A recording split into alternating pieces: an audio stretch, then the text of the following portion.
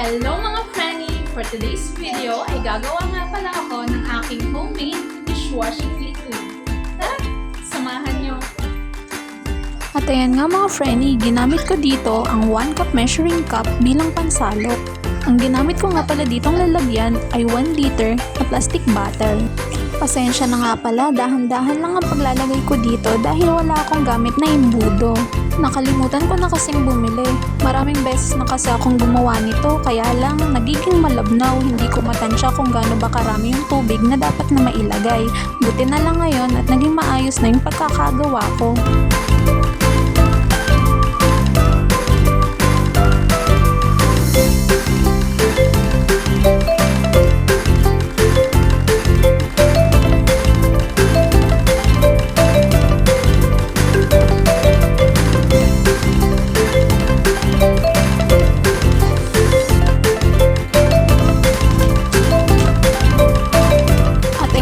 Frenny, tapos ko nang malagyan yung 4 na pirasong plastic bottle. Ito na lang kasi yung natirang lalagyan sa akin.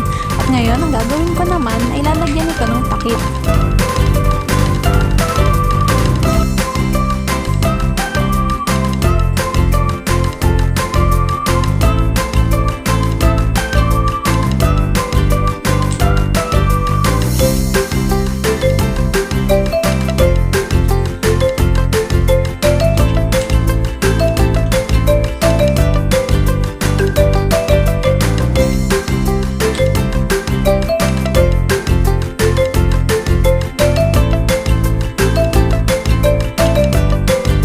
Ayan na nga, after kong matakpan, ilalagyan ko naman ito ngayon ng sticker.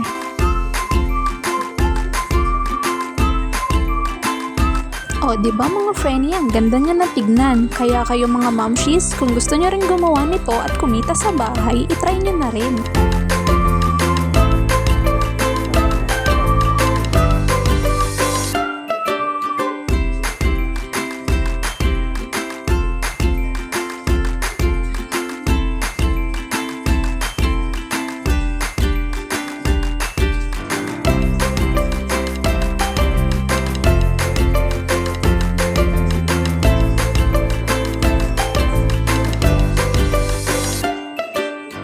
At ayan mga Frenny, pouch naman ngayon ang aking paglalagyan. Medyo mahirap to kasi maliit lang yung butas nito, kaya dahan-dahan lang talaga ang aking paglalagay dito para hindi siya matapon.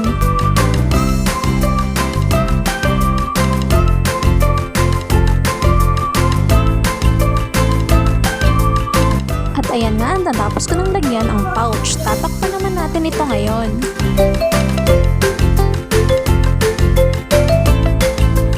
Ito na nga pala lahat ang nagawa ko sa pouch. Lalagyan ko naman ngayon ng sticker. By the way, Gade nga pala yung pinangalan ko dito kasi pangalan namin itong magkakapatid. Yung letter G ay Gabriel. Yung letter A naman ay sa kapatid kong babae na si Alexa. Yung D naman ay sa bunso namin na si Daniel. Yung E naman ay ang pangalan ko na Erica.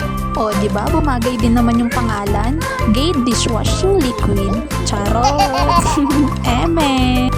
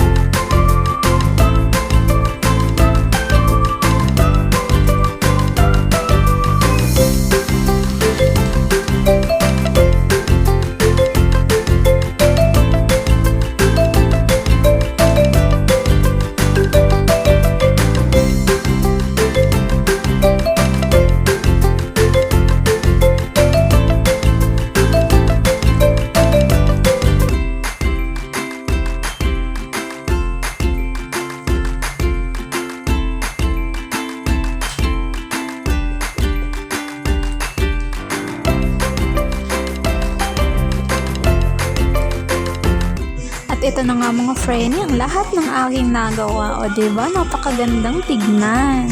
Kaya sa mga gustong bumili dyan, PM lang po ako. Maraming salamat!